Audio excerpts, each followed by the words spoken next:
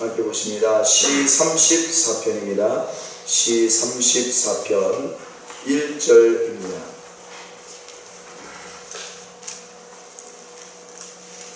시 34편 1절부터 우리 22절까지 합독하시겠습니다. 시작. 내가 여호와를 항상 송축하며 내 입술로 항상 주를 찬양하리이다. 내 영혼이 여호와를 자랑하리니 곤고한 자들이 이를 듣고 기뻐하리로다. 나와 함께 여호와를 광대하시라 하며 그의 이름을 높이세. 내가 여호와께 간구하며 내게 응답하시고 내 모든 두려움에서 나를 건지셨도다. 그들이 주를 앙망하고 광채를 내었으니 그들의 얼굴은 부끄럽지 아니하리로다. 이 공고한 자가 부르짖음에 여호와께서 들으시고 그의 모든 환난에서 구원하셨도다. 여호와의 천사가 주를 경외하는 자를 둘러 진치고 그들을 건지시는도다. 너희는 여호와의 선하심을 맛보아 알지어다. 그에게 피하는 자는 복이 있도다.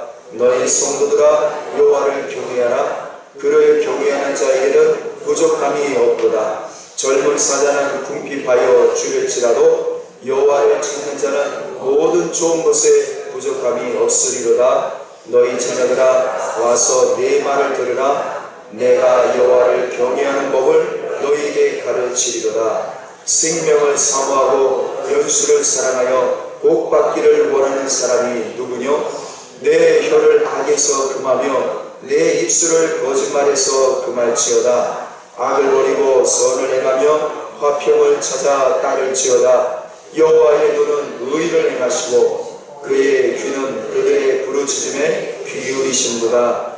여호와의 얼굴은 악을 행하는 자를 향하사 그들의 자취를 땅에서 끊으려 하시는도다. 의인이 부르짖음에 여호와께서 들으시고 그들의 모든 환난에서 건지셨도다.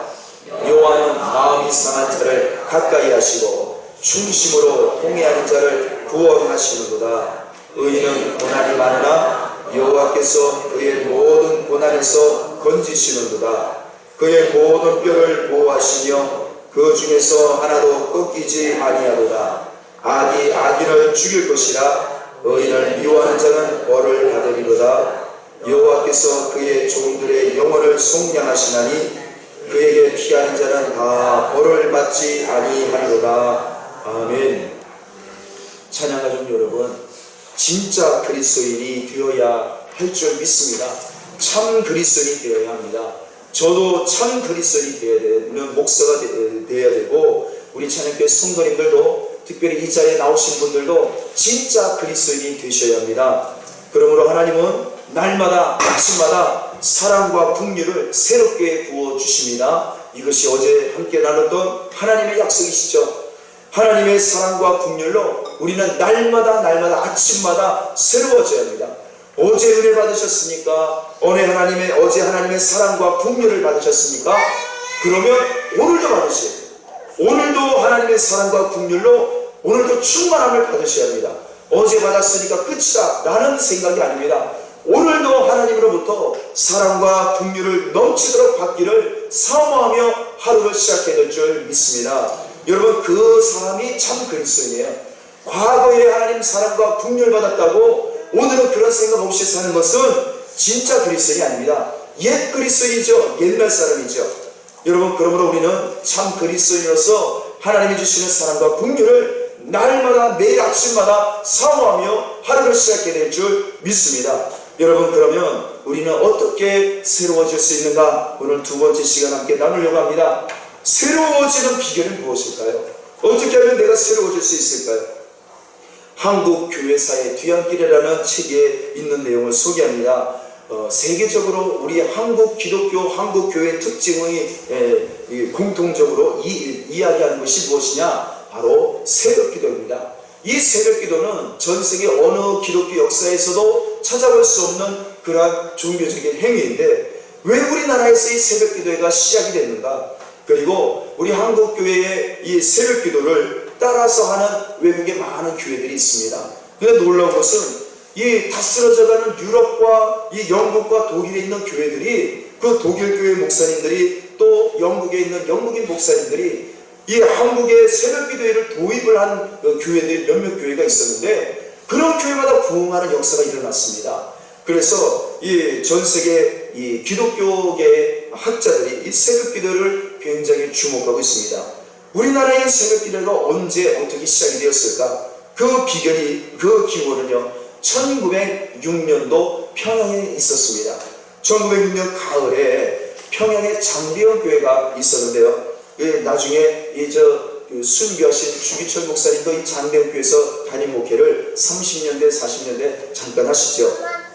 이 평양의 장대현 교회에 그때에 이 한국인 목사가 아직 없었습니다. 그래서 장대현 교회 담임 목사님이 외국인 선교사님들이 담임 목사를 하시고, 그나마 길선주 장로님과 몇몇 한국인 장로들이 그 교회의 중책으로 맡고서 봉사를 합니다. 그런데 이 길선주 장로님과 몇몇 장로님들이, 성도들이 보았을 때에 평양의, 그때의 평양은요, 동양의 예루살렘이라는 칭호를 받을 만큼 중국보다도 일본보다도 이 예수님에 대한 사랑과 신앙이 굉장히 뜨거웠던 곳이 평양이었습니다.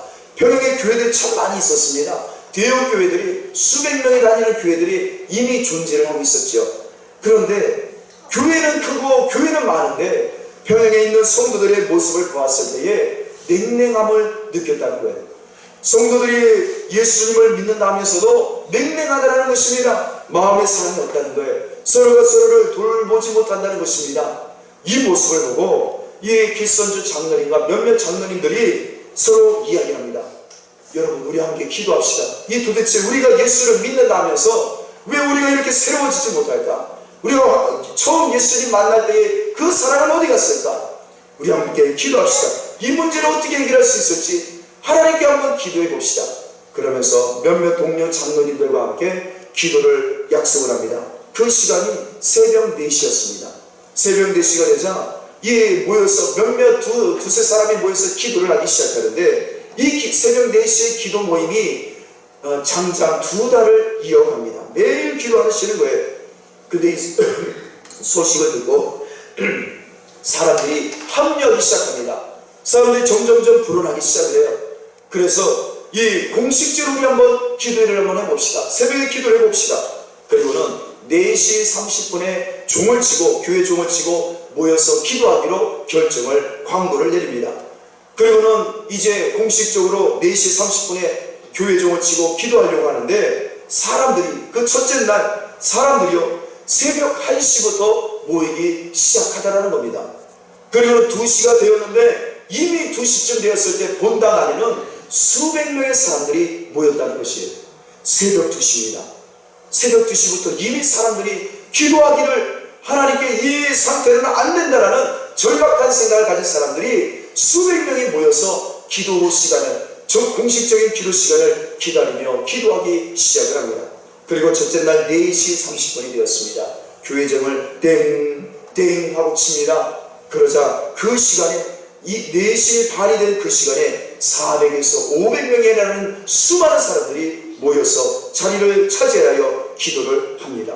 그리고 며칠 후가 되자 4시 30분마다 600명에서 700명의 사람들이 새벽마다 그 시간에 모여서 기도를 합니다. 여러분, 1906년 가을에 그 때를 기점으로 해서 새벽기도회가 공식적으로 우리 대한민국의, 한국의 역사에 시작이 되었던 것입니다. 4시 30분에 새벽기도회가 시작이 되는데요, 무슨 기도를 하였을까요? 무슨 설교를 했을까요? 여러분, 그때의 기도의 내용과 설교의 내용은 다른 것이 아니었어요. 그동안 우리가 냉랭했던 것을 회개하는 설교와 기도를 합니다. 그동안 우리가 말로만 사랑했던 것을 회개하고 기도하기 시작합니다. 우리가 봉사하지 못했던 죄를 회개하고 그것을 기도하고 그것을 설교합니다. 길선주 장로가 서서 설교를 합니다. 누가 나가서 이제 전도하고 사랑을 실천하겠느냐 묻습니다. 그러자 그 설교가 마지막 다 끝나가는 시간에 그 자리에 있던 모든 600명, 700명이 전부 다 손을 들기 시작합니다. 여러분, 그리고 그 다음에 1907년이 됩니다. 어떤 일이 벌어졌습니까? 1907년이라 하면 평양에 대부흥운동이 일어났던 해입니다. 성령께서 얼마나 강력하게 역사하셨는지 평양에 있었던 성도들 그때 600명, 700명이 아침마다 새벽마다 하나님께 기도하며 회개하며 하나님의 사랑을 실천하지 못했던 것을, 사랑하는 마음이 없었던 것을 인정하고 고백하고 이 상태는 안 된다고 새롭게 해달라는 그 간절한 마음으로 기도했던 그들을 통해서 성령께서 불같이 임하셨던 것입니다. 그리고 그 1907년 평양 대부흥운동을 통해서 전 한반도 땅에 북쪽의 한도 땅, 중국 땅까지, 시베리아 땅까지 예수님의 복음을 전하는 놀라운 역사가 일어납니다. 1907년도, 1906년도 그때에 1906년도 9월달에 바로 우리 기독교 한국 침례의 전신인 우리 침례교단도 창립이 된 것입니다. 성령께서는요 이와 같이 이전에 있었던 그 삶을 원치 않습니다.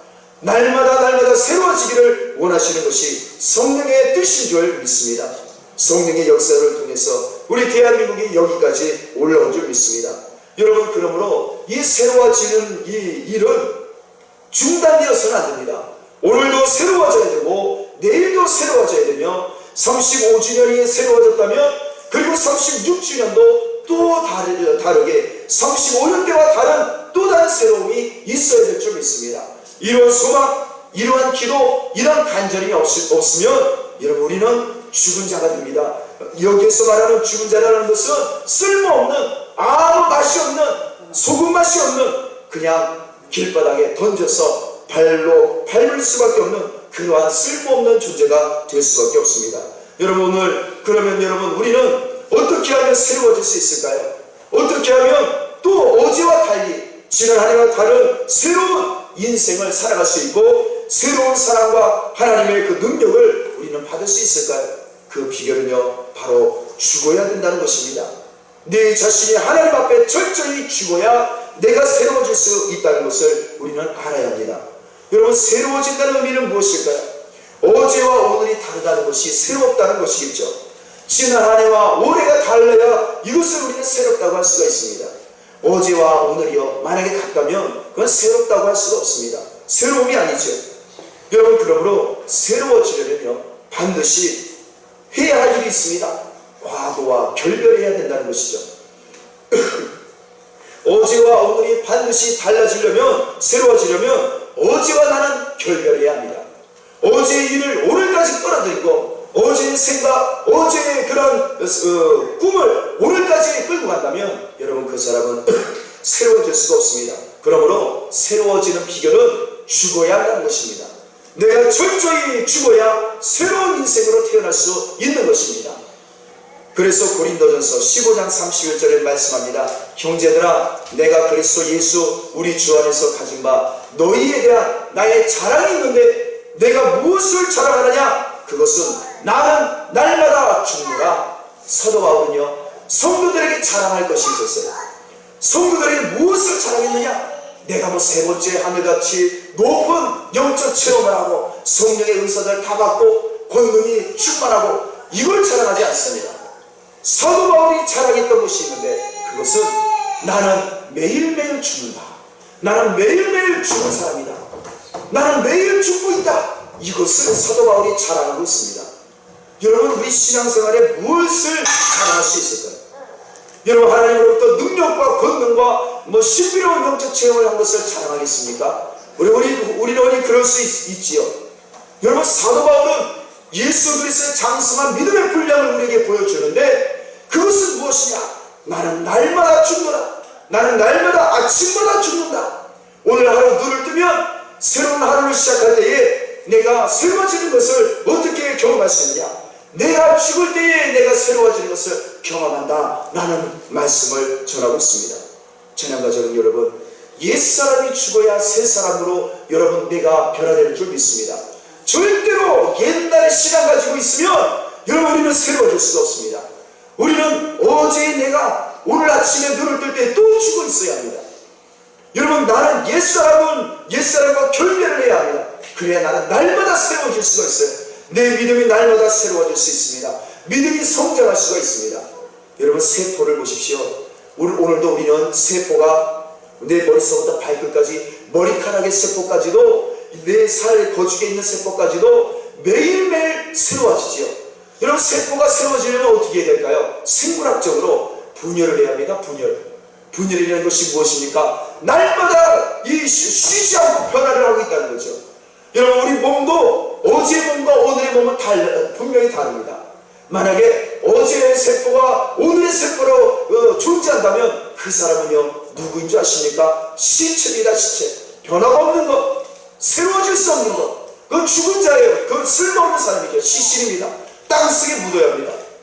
여러분, 정말 살아있는 존재라면 날마다 새로워져야 됩니다. 날마다 새로워지려면 날마다 죽어야 합니다. 죽음을 경험하지 않고서는 나는 새로워질 수가 없어요. 옛사람이 죽어야만 오늘 나는 새로운 사람으로 다시 태어날 수가 있는 것입니다. 하나님은 그러한 사람들을 원하십니다. 하나님은 그러한 사람들에게 생명과 사랑과 은혜를 긍휼을 부어주시는 것입니다. 그러므로 에베소서 4장 22절에도 이런 말씀이 있습니다. 너희는 유혹의 욕심을 따라 썩어져가는 옛날의 모습을 따르는 옛사람을 벗어버리고 오직 너희의 심령이 새롭게 되어라. 하나님을 따라 의와 진리의 거룩함으로 지으심을 받은 새 사람을 입으라. 여러분, 우리는 새 사람을 자꾸만 입어야 됩니다. 옛사람의 모습을 간직하면 안 됩니다. 그 옛날의 믿음, 옛날의 신앙, 그걸 붙들고 걸어가면 안 됩니다. 날마다 새로워져야 될 줄 믿습니다. 할렐루야. 여러분, 그러므로 우리는요, 이 새 사람을 입기 위하여, 그래서 우리는 날마다 어제 새벽 기도했다고 오늘 끝이다, 이게 아니에요. 어제 기도했다고 오늘 기도 안 한다, 이것이 아닙니다. 날마다 나를 죽이기 위하여, 날마다 하나님 앞에 나를 쳐서 굴복시키기 위하여 우리는 날마다 아침마다 새롭게 해주시는 하나님의 은혜와 사랑과 그 긍휼을 받기 위하여 또 이 아침에 나온 줄 믿습니다. 시 34편 오늘 본문에도요 비슷한 이야기가 있습니다. 19절과 20절 한번 보실까요? 우리 19절 20절을 다 같이 합독하시겠습니다. 시작. 의인은 고난이 많으나 여호와께서 그의 모든 고난에서 건지시는도다. 그의 모든 뼈를 보호하시며 그 중에서 하나도 꺾이지 아니하도다. 여러분, 날마다 새로운 사람의 특징이 무엇일까요? 날마다 고난이 있다는 거예요. 고난이 많다고 합니다. 고난이. 하나님은요, 하나님의 자녀들을 새롭게 하시는 방법을 무엇을 주시느냐? 무엇일까요? 고난을 주시는 겁니다. 고난 속에 집어넣으시는 거예요. 고난을 통해서 하나님께서 나를 죽이시는 그 작업을 하십니다. 이 고난을 통해 나를 죽습니다. 이 고난 속에서 하나님이 나를 죽이실 때에 그러나 하나님의 권능으로 날마다 나를 또다시 구원해 주신다는 것입니다. 여러분, 우리는요 이 뼈까지 으스러지는 상황이 있을 수밖에 없습니다. 이 모든 뼈가 으스러지고 이 모든 뼈가 갈기갈기 찢기는 그러한 죽음을 경험할 수밖에 없습니다. 그러나 하나님은 그 고난에서 또 날마다 구원해 주신다고 약속하고 계십니다. 이 모든 뼈가 하나도 꺾이지 않도록 보호해 주신다는 거죠. 고난이 많다, 이것은 죽음의 골짜기를 말합니다. 그러나 하나님이 그 모든 고난에서 건지십니다. 날마다 구원하십니다. 날마다 생명을 주십니다. 날마다 새롭게 해 주시는 것입니다. 오늘 이 본문의 배경, 의인은 고난이 많다, 나는 날마다 죽음의 고난 내 그 골짜기를 걸어간다. 그러나 하나님이 나를 건져주신다. 이 34편은요 이 34편 1절에 제일 위에 설명이 하나 있죠. 이 시가 34편이 어디에서 언제 기록되었습니까? 다윗이요 아비멜렉 앞에서 미친 치하다가 쫓겨나서 지은 시다라고 설명이 되어 있습니다. 이게 무슨 말일까요? 사울왕이요 다윗을 시기 질투해서 죽이려 다니지요. 3,000명의 군사들을 끌고 이 다윗을 가는 곳마다 쫓아다니면서 잡으려고 합니다. 죽이려고 합니다. 도저히 하나님 나라 백성 이 땅에서는, 이스라엘 안에서는 다윗이 살만한 곳이 없습니다. 피할 곳이 없어요. 이 사울 왕의 이 죽이려고 하는 그 곳을, 그 위협 앞에서 살만한 길이 없습니다. 도저히 숨을 곳이 없습니다. 사울 왕이 쫓아오지 못할 곳으로 피신해야 됐습니다. 그곳이 어디였습니까? 하나님의 나라를 떠나서 블레셋으로 갑니다. 블레셋이 무엇입니까? 다윗이요 물맷돌을, 이 5개로 물맷돌을 던져서 이 쓰러뜨린 골리앗 장군의 나라예요. 다시 말하면 원수 나라죠. 적진이죠. 다윗은 그 적진 한복판으로 피신을 합니다. 여러분 얼마나 고난이 많고 살 곳이 없으면, 여러분 생명을 보잘 곳이 없으면, 방법이 없으면 간 곳이 적진 한 곳으로 뛰어 들어갔겠습니까? 지금 당장 살 곳이 없다는 거예요. 지금 당장 이 1분 1초를 생명을 부지할 곳이 그것밖에 없다는 거죠. 이래나 저래나 죽을 겁니다. 그래서 하는 수 없이 당장 살기 위해서 그 블레셋 적진 한복판으로 들어갑니다. 블레셋 아비멜렉 왕이요 긴장을 합니다. 야, 저놈은 다윗은 왜 우리 골리앗을 쓰러뜨린 놈이 아니냐? 저놈이 우리 한복판에 왔다는 것은, 혈혈단신 온 것은 저놈이 큰 능력을 행해서 우리를 좀 망하게 하려고 하는 거 아니냐? 이 긴장하면서요 다윗을 끌고 옵니다. 다윗도 긴장하기는 마찬가지예요. 다윗은요 아비멜렉 왕이 이 두려워하는 것만큼 자기를 이 블레셋을 헤아려 온 것이 아니죠. 당장 살기 위해서 온 거예요. 오죽하면 거기를 갔겠습니까? 다윗이요 큰일 났습니다. 사울왕을 피했지만 이 아비멜렉 왕을 피할 길이 없습니다. 어떻게 할꼬? 여러분 이 왕 앞에, 블레셋 왕 앞에 끌려갈 때에 다윗이 어떤 생각을 했겠습니까? 하나님 저 좀 살려주세요. 하나님 나 좀 살려주세요. 나는 이제 이리로 저리로 죽습니다. 지금 이제 왕 앞에 끌려가는데 하나님 나를 살려주지 않으시면 나는 죽습니다. 하나님 이 고난에서 날 좀 제발 좀 살려주세요. 이렇게 기도하면서 앞에 갑니다. 그런데 그 순간 여러분 이 다윗이 할 수 있는 행동은 아무것도 없습니다. 말 한마디 잘못하면 그대로 그 자리에서 죽습니다.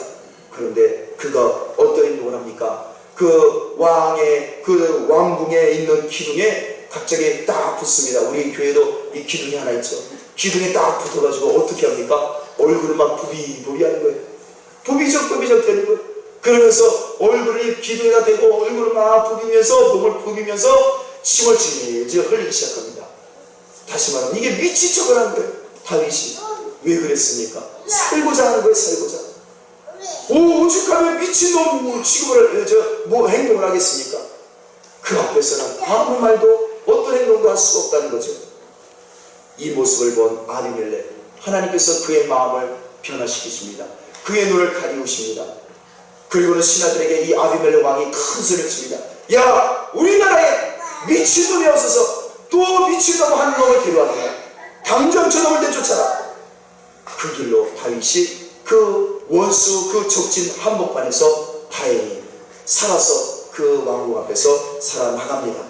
여러분, 그리고 그가 하나님께 그렇게 기도했던 것, 하나님 나 좀 살려주세요. 나 좀 구원해주세요. 이 무수한 고난에서 나 좀 살려주세요. 매일매일 고난의 연속입니다. 매일매일 죽음의 연속이에요. 매일매일 살아날 방법이 없습니다. 그 가운데 이 다윗은 매일매일 하나님께 살려달라고 고백합니다. 찬양가족 여러분, 이 다윗이 나중에 왕이 되죠. 고국에 가서 사울 왕에 이어서 왕이 되죠. 그가 어떻게 왕이 되었습니까? 살아날 수 있었던 비결이 무엇입니까? 매일매일 죽음을 경험했다는 사실입니다. 매일매일 고난이 있었다는 것이, 매일매일 완전히 죽은 자가 되었을 때에 비로소 하나님은 그를 날마다 살리시고 날마다 구원해 주셨다는 사실입니다. 여러분, 그러므로 하나님으로부터 매일 새로워지기를 바라십니까? 사실은요, 너무나 우리가 두려워하는 일이지만 고난이 나를 살린다는 것을 기억하셔야 합니다. 죽음이 나를 다시 새롭게 한다는 사실을 기억하셔야 돼요. 고난이 없으면, 내가 죽음이 없으면, 내가 죽는 자리, 골짜기, 사망의 음침한 골짜기 가지 않으면 여러분 우리는 살아날 방법이 없습니다. 새로워질 수가 없는 것이에요. 여러분, 그러므로 이 죽은 자의 특징이 무엇일까요? 오늘 본문의 1절부터 22절까지 이 다윗은 이 새로운 자, 하나님 앞에 새로운 생명을 얻을 수 있는 비결, 내가 죽을 하나님 앞에 철저히 죽는 고난에 통과하는 그 삶의 특징, 그것을 1절부터 말하고 있습니다. 1절에 말합니다. 여러분, 하나님 앞에 철저히 죽은 자, 고난받는 자의 특징은 그의 입에서 나오는 말은 무엇이냐? 내가 여호와를 항상 송축하며 내 입술로 항상 주를 찬양하리이다. 여러분, 하나님 앞에 철저히 죽은 자는요, 그 입에서 무엇이 나올까요? 항상 그 입술로 하나님을 찬양하는 것입니다. 할렐루야. 여러분, 그래서 하나님을 항상 찬양하는 사람, 그 사람이야말로 하나님 앞에 철저히 죽은 자예요. 그래서 그 2절에 보세요. 내 영혼이 누구를 자랑합니까? 하나님을 자랑하는 것이에요. 여러분, 그러나 죽지 않은 자, 하나님 앞에 철저히 죽지 않은 자의 특징은 무엇일까요? 하나님을 자랑하지 않습니다. 누구를 자랑할까요? 자기를 자랑하는 거죠. 나를 자랑하는 거예요. 내 인생 자랑하는 것입니다. 자신을 자랑하지 않는 것입니다. 그것을 뭐라고 합니까? 교만이라고 하는 것입니다. 여러분, 이 세상에 겸손한 사람과 교만한 사람이 있습니다. 그리고요, 사람마다 그리스도인도 교만의 시간이 다 있습니다. 저도 교만의 시간을, 엄청나게 교만의 시간을 다 거쳤습니다. 그러면 저는 지금 겸손할까요? 제가 겸손하겠습니까? 아니요. 우리는 날마다 그래서 하나님은 우리에게 고난을 주시는 거예요. 교만을 끊기 위해서 고난을 주시는 겁니다. 제발 겸손하라고 죽음의 자리로 끌고 가시는 거예요. 여러분, 우리는 고난이 없으면, 오늘도 죽음의 자리에 가지 않으면 우리는 교만이 계속해서 자랄 수밖에 없습니다. 하나님 찬송 안 해요. 하나님을 자랑하지 않습니다. 다윗처럼 이 적 앞에서 이 죽음을 경험하지 않으면, 날마다 죽음을 경험하지 않으면 다윗도 교만해질 수밖에 없는 거예요. 하나님은 그래서 그 교만을 꺾기 위해서 계속해서 죽음을 포기하시는 겁니다. 제가 시골교회에 있을 때요, 참 저를 시골교회에 보내신 이유도 그걸 알았어요. 겸손하게 하시려고. 이제 농촌교회 보내셨구나. 농사짓게 만드셨구나. 그 시골교회에 있으면서요, 제가 참, 저도 교만을 꺾는 시간이었지만 또 잊지 않는 수많은 그 군상들의 모습을 보는데, 제가 기억나는 한 교만했던 한 청년을 제가 기억을 합니다. 그 시골교회에 있을 때에, 나가면 기본이 2시간이에요. 도시가 나가면 기본이 가까운 도시가 2시간인데, 100km 이상 달려야 과속을 해 2시간입니다. 근데 멀리 도시에 제가 아시는 분이, 선교사님이 모친상을 당했어요. 그래서 그분은 제가 존경하시는 분이고 해서 그분을 조문을 하기 위해서 달려갔습니다. 이제 밤에 과속을 해서 달려갔죠. 근데 그 아들이 마침 선교사님은 잠깐 출타 중이시고, 그 장례식장에 그 20대 초반의 아들이 있었어요. 그래서 제가 그 아들 잘 압니다. 얼굴은 처음 봤어요. 그 아들이 진짜 오지 선교지에서 정말 고생하면서 아버지를 따라서 그 선교지의 그 현지인들과 똑같은 학교를 다니면서 똑같이 먹고 똑같이 입으면서 그 불가촉 천민 아이들에게 봉사하고 찬양하고, 그렇게 어린 시절을 보냈던 이 청년입니다. 얼마나 훌륭한지 몰라요. 좋은 학교, 좋은 교육이 아니에요. 정말 40도 50도 되는 그 사람이 죽어나가는 그런 곳에서 자란 아이예요. 하나님 보실 때 얼마나 귀한 아들이겠습니까? 여러분, 그런 자녀에게 하나님이 가만두실까요? 하나님이요, 능력과 지혜와 복을 주시는 거예요. 그런데 정말 제가 그 아들의 소식을, 그 선교사님 아들의 소식을 잘 듣고 있었는데 정말 똑똑하게 잘 자랐어요. 하나님이 얼마나 높이셨는지 모릅니다. 깜짝 놀랄 만한 좋은 대학교를 보내셨어요. 그리고 참 최고의 수제들과 친구들이 되게 하셨습니다. 그런데 그 아들을, 그 청년을 눈으로 처음 만난 거예요. 장례식장에서. 저는 이 부름하게 이 시골교회 목사 부절근하게 제 작업복 비슷한 옷으로 이제 찾아갔죠. 그 시골교회에서 목회하는 누구누구다. 그 아이는 저를 모릅니다. 그런데 제가 처음 대면하는데 제가 좀 놀랐습니다. 좀 부정적으로 놀랐는데, 이 청년에게서, 이 아이에게서 너무너무 그 교만함이, 이 상대방을 아래로 내려보고 함부로 이야기하는 그런 것이 그냥 얼굴에서 그냥 풍기는 거예요. 여러분, 사도 바울은요, 고린도전서에 너희는 그리스도의 향기다, 너희는 그리스도의 편지라고 이야기하죠. 여러분, 그런데 우리가 예수님의 향기를 내뿜고 예수님의 사랑을 내뿜어야 되는데, 반대로 예수님의 생명을 내뿜지 않고 사랑과 겸손을 내뿜지 않고 여러분 교만을 내뿜을 때가 있어요. 제가 그 청년을 보고 얼마나 실망했는지 모릅니다. 얼마나 참 그 청년 앞에서 부끄러웠는지 몰라요. 아, 내가 이런 존재구나. 이런 이 까마득하게 어린 청년 앞에서 내가 이런 존재구나. 여러분, 교만은요 패망의 선봉입니다. 교만하면 망하는 법이에요. 그런데 놀라운 것은 내 삶 속에도 교만함이 있다는 거예요. 우리의 삶 가운데 교만함이 있다는 거죠. 그래서 하나님은 우리를 날마다 죽이시려고 하는 거예요. 그래서 다윗을 죽이려고 하신 거예요. 죽음의 골짜기를 자꾸만 매일매일 고난의 연속을 주시는 겁니다. 겸손을 배우라는 거예요. 겸손해야 복을 받습니다. 겸손해야 사는 거예요. 이 고난을 주실 때에 겸손을 체득하고 겸손을 붙들고 하나님 앞에 납작 엎드리면, 그러면 여러분 그때 하나님이 일으켜 세우시는 거예요. 그때 하나님이 복을 주시는 겁니다. 여러분, 그러나 교만할 때에 복을 받으면 오히려 그 복은 독약이에요. 독약. 나를 영원히 죽입니다. 하나님이 그 사람 완전히 죽이시는 거예요. 4절이 말합니다. 여러분, 내 하나님 앞에 철저히 죽은 자의 특징이 무엇일까요? 다 같이 읽습니다. 시작. 내가 여호와께 간구하며 내게 응답하시고 내 모든 두려움에서 나를 건지셨도다. 하나님 앞에 철저히 죽은 자는 두려울 때 무엇을 할까요? 하나님 앞에 간구합니다. 기도하는 거예요. 여러분, 하나님 앞에 철저히 죽은 자는 기도하는 사람이에요. 그러므로 기도하지 않는 사람은 하나님 앞에 교만한 자예요. 어떻게 기도하라고 삽니까? 어떻게 기도를 안 할 수 있습니까? 하나님 없이도 살 수 있기 때문에 그런 거죠. 그 사람은 교만한 자예요. 그 사람 하나님 아예 버리십니다. 우리 6절 한번 다 같이 읽습니다. 시작. 이 곤고한 자가 부르짖음에 여호와께서 들으시고 그의 모든 환난에서 구원하셨도다. 하나님 앞에 철저히 죽고 겸손한 자는 누구냐? 세워질 수 있는 자는 누구냐? 여러분, 하나님께 무엇을 할까요? 부르짖습니다. 하나님께 부르짖는 거예요. 누가요? 공고한 자가. 이 공고하다고 번역했는데 원어는, 히브리 원어는 가난하다, 고통스럽다, 비참하다, 약하다, 비천하다, 이런 단어입니다. 여러분, 하나님이 나를 낮추실 때에 우리는 뭘 해야 될까요? 고난받을 때에 무엇을 해야 될까요? 철저하게 하나님께 부르짖으셔야 돼요. 하나님께 부르짖는다는 것은 자존심을 내려놓으라는 거예요. 하나님만 전심으로 의지하라는 것입니다. 우리 8절을 같이 읽습니다. 시작. 너희는 여호와의 선하심을 맛보아할지어다. 그에게 피하는 자는 복이 있도다. 9절도 있습니다. 시작. 너희 성도들아 여호와를 경외하라. 그를 경외하는 자에게는 부족함이 없도다. 사랑하는 여러분, 이 자막을 보시면 아니시죠? 예, 졸리셔서 잘 못 읽으시나요? 여러분, 8절과 9절을 보세요. 하나님께 철저히 겸손하게 죽은 자는요, 여러분, 하나님께 피하는 자예요. 고난받을 때 하나님께 피하셔야 합니다. 그리고 하나님을 경외하셔야 돼요. 두려워하셔야 됩니다. 그래야만 여러분, 하나님께서 그런 자를 새롭게 해주시는 것입니다. 우리 10절 함께 보겠습니다. 시작. 젊은 사자는 궁핍하여 줄일지라도 여호와를 찾는 자는 모든 좋은 것에 부족함이 없으리로다. 여러분, 궁핍하여 굶주리십니까? 하나님이 나를 낮추십니까? 하나님이 나에게 고난을 주십니까? 그러면 무엇을 해야 될까요?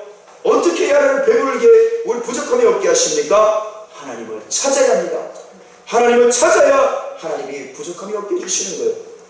그러므로 나를 하나님께서 낮추실 때에 여러분, 우리 하나님을 찾아야 할 줄 믿습니다. 우리 12절을 함께 보면 12절과 14절까지 합독하시겠습니다. 시작. 생명을 사모하고 연수를 사랑하여 복받기를 원하는 사람이 누구뇨? 네 혀를 악에서 금하며 네 입술을 거짓말에서 금할지어다. 악을 버리고 선을 행하며 화평을 찾아 따를지어다. 아멘. 여러분, 하나님 앞에 철저히 죽은 자는요, 하나님께 복받기를 사모하는 자예요. 여러분, 내가 지금 문제가 있는데 하나님께 이 문제를 해결해달라고 사모하지 않는 분들이 있습니다. 하나님께 기도하셔야 합니다. 하나님께 복받기를 사모하셔야 됩니다. 그리고 13절부터 말씀하는 것처럼 입에서 거짓을 금지하셔야 돼요. 악을 버려야 합니다. 착한 일에 힘써야 합니다. 평화와 하나된 연합에 힘쓰셔야 합니다. 우리 마지막으로 17절 합독하시겠습니다. 시작. 의인이 부르짖음에 여호와께서 들으시고 그들의 모든 환난에서 건지셨도다. 하나님께 부르짖는 자, 그 사람은 하나님께 철저히 죽은 자예요. 나를 죽여야, 내 자존심이 다 내려놓아야 하나님께 의지하고 하나님께 부르짖을 수 있는 것입니다. 이것이 죽은 자의 특징입니다. 하나님은 이런 사람을 살리시는 줄 믿습니다. 새로움을 주시는 줄 믿습니다. 이것이 옛것을 버린 자입니다. 새로운 것을 취하는 사람은 이와 같은 삶을 살아야 하는 것입니다. 자녀 가족 여러분, 우리는 하나님 앞에 가까이 하셔야 합니다. 하나님께 가까이 하는 자만이 하나님이 가까이 해주세요. 그래야 하나님의 복을 받을 수 있습니다. 그래야 하나님께서 그 모든 인생을 고난에서, 죽음에서 새롭게 해주시는 놀라운 역사가 있는 것입니다. 어떻게 나를 죽이는 신앙생활 할 수 있을까요? 여러분, 우리는 겸손을 배워야 합니다. 예수님께서 우리의 발을 씻어주신 것처럼 우리가 서로의 발을 씻을 만큼 서로를 겸손하게 여기고 나보다 낮게 여기셔야 합니다. 하나님께서는 마음이 상한 자를 고치십니다. 오늘 18절 19절 말씀대로 마음이 상한 자, 마음으로 통회하고 전심으로 하나님을 의지하는 자, 하나님이 그런 사람을 구원하시고 날마다 새롭게 해주시는 것입니다. 그러므로 오늘도 하나님이 어쩌면 나에게 고난을 주실 수 있습니다. 이 고난은 나를 건지시기 위해서 주신 겁니다. 새롭게 해주시기 위해서입니다. 나를 겸손하게 해주셔서 나에게 모든 약속의 복을 주시기 위하여 하나님이 오늘도 나를 낮추시고 이 고난 가운데 나를 새롭게 해주시기 위하여 오늘 이 고난과 이 또 죽음의 골짜기로 인도해 주시는 것입니다. 이때에 하나님 앞에 의지하시기 바랍니다. 기도하시고 부르짖으시고 하나님을 찬양하시고 하나님만을 자랑하시기 바랍니다. 그러면 하나님이 나를 높이십니다. 그러나 나를 높이면 하나님은 나를 낮추십니다. 이 시간에 이 말씀을 붙들고 함께 기도합니다. 지금 내가 죽을 것인가? 아니면 내가 하나님 앞에 하나님을 잊어버리고 또다시 내 생각과 내 방법대로 살 것인가? 하나님, 오늘 내가 죽게 하여 주옵소서. 이 고난 가운데 나를 스스로 더 낮은 곳으로 내려놓을 수 있도록 인도하여 주옵소서.